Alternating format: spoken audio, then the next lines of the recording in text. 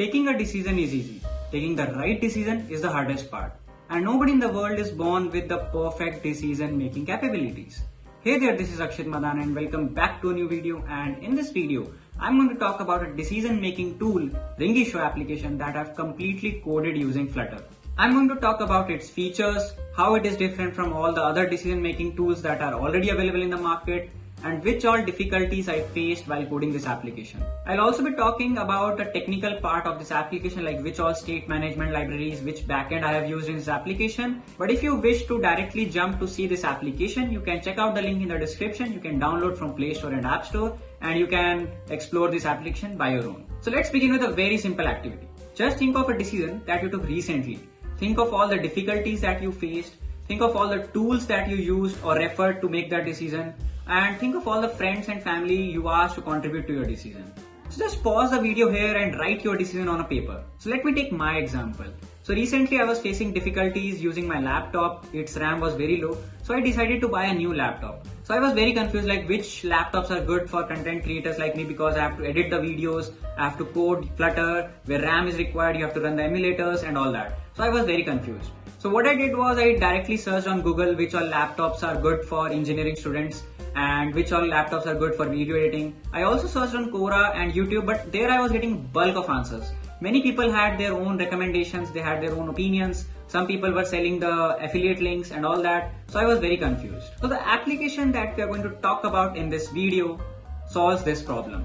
So the name of the application is Ringisho. So this word Ringisho comes from a Japanese term. So in Japan, what happens is whenever you need to create a decision, you create a document. And this document is circulated among all the people. And this document is only called Ringisho. So the basic context is decision making. So let's talk about the features of this application. So when you will log in or sign up, then you will see your home page. So basically this home page is your personalized space. Here you are going to get all your active decisions, like which all active decisions you are currently taking or which are open, and the decision in which other people can contribute if your decisions are public.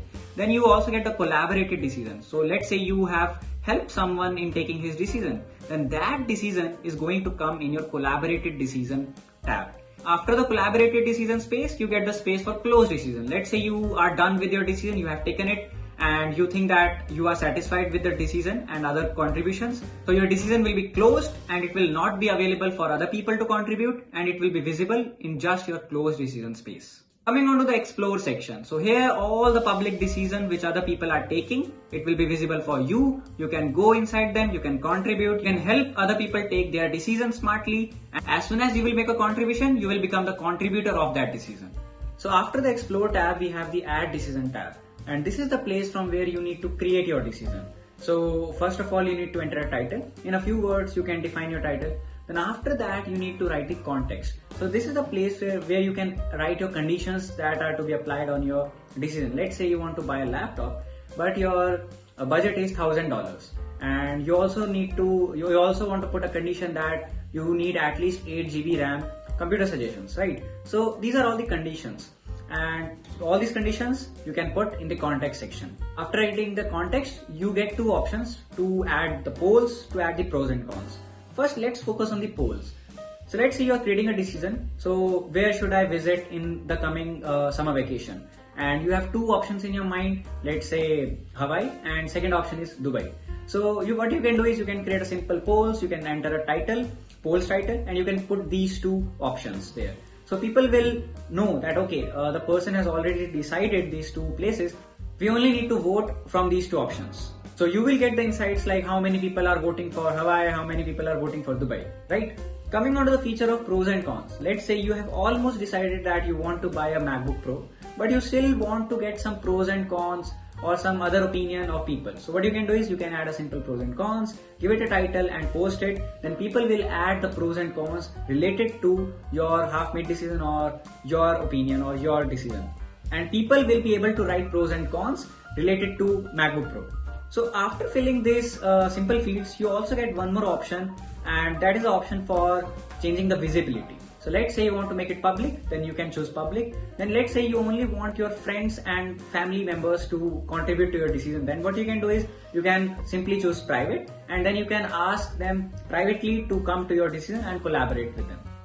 The third option and the best option which I personally find is posting a decision anonymously. Some of the decision we wish to create anonymously, right? So you can choose this option and your decision will be anonymous. Your information will not be leaked that you have created this decision. So after filling this screen, you can click on next and you get a screen to choose your deadline. So let's take another example. Let's say you want to make a decision that in which college you should get admission for doing an MS from United States. And you only have 7 days left to fill the form. So what you can do is create a decision, set the deadline of about 7 days from today, and your decision will have a deadline. So what will happen is people will see on your decision card that okay, this decision has only 7 days left. So we should start contributing on this decision, right? And after the deadline is passed, so past deadline tag will be reflected on that decision. So after you have set the deadline, it's all fine, it's all okay. Just click on next and your decision will be made. Congratulations. So this simple it was to create a decision on Ringisho application. So after creating a decision, we have this people tab where all the people who are there on the Ringisho community are listed from here. You can see their interests, you can see their bio, and you can ask them privately to come to a decision and collaborate on it. So these were all the main components of the application that we have currently built. We are planning to build a lot of features on it, but we still need your feedback and your opinion on the currently ready product. Now let's talk about Flutter, or let's talk about the technical part of this video, because many of you would have clicked on this video by seeing the Flutter logo and you all are curious that how or which all packages, which all things I have used using Flutter to code this application. So first of all, this application is compatible with both Android and iOS. You can check the links in the description. Now coming onto the backend and database, I have used Firebase database and some cloud functions. Let's say for sending you the push notifications, then doing the Algolia search, and for that I have used Firebase. Now talking about the state management, I have used provider state management, and believe me, I have learned provider state management by coding this project. And I have told you in many of my videos that if you don't know anything, start creating a project and you will learn a lot. You will learn a lot, and this is the best way of learning, especially the technical skills. So in the application, you will see switching between dark theme and light theme. This is also coded using provider state management. Now some of the major plugins that we are using in this application are listed over here. You can check that out. Now if you like to know how much time it took me to code this application, I'll be honest, and it took me around 5 months. During these 5 months, I learned a lot. Now talking about the search feature that you can see on Explore page and People page for searching among the documents, I have used Algolia. So it is very simple to implement Algolia or to integrate Algolia with Firebase, because we already have a Flutter Algolia package. You just need to write simple functions in TypeScript in the functions folder when you will initialize your Firebase project in Flutter application. Already many tutorials are there to integrate Algolia with Firebase. You can check that out.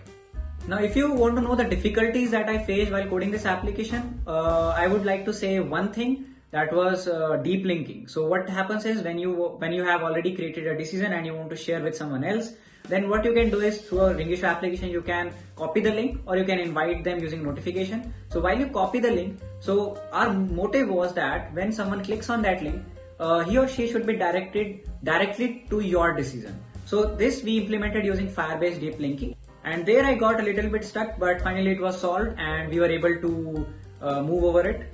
Now if you want to know more technical stuff, you can directly ask in the comment section. I'll definitely answer your question. So before we end this video, I would like to answer 2 questions. First one is why we created Ringisho and how it is different from some social media applications like YouTube and Quora, where you can also get recommendations about your decision, or you can also get your answers like Quora answers for your decision.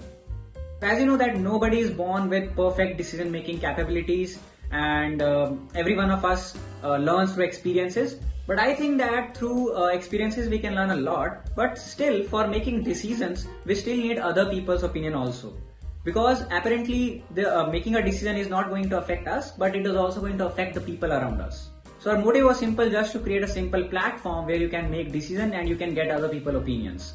Talking about the second question, how it is different from social media applications like YouTube, or you can also put your question or decision in Facebook groups, how it is different from it. So according to me, all these social media applications are one-way communications with regards to decision making, because what happens is, let's say you want to buy a car, you just go on YouTube, you put that you want to buy a car and your budget is this, and YouTube gives you some recommendations. So, but you can't reply back to those recommendations, right? Let's take an example of Quora also. You put a question and people are going to answer you in long sentences. So I think that is also one-way communication. You get the comments, but still it is not that efficient way of taking a decision.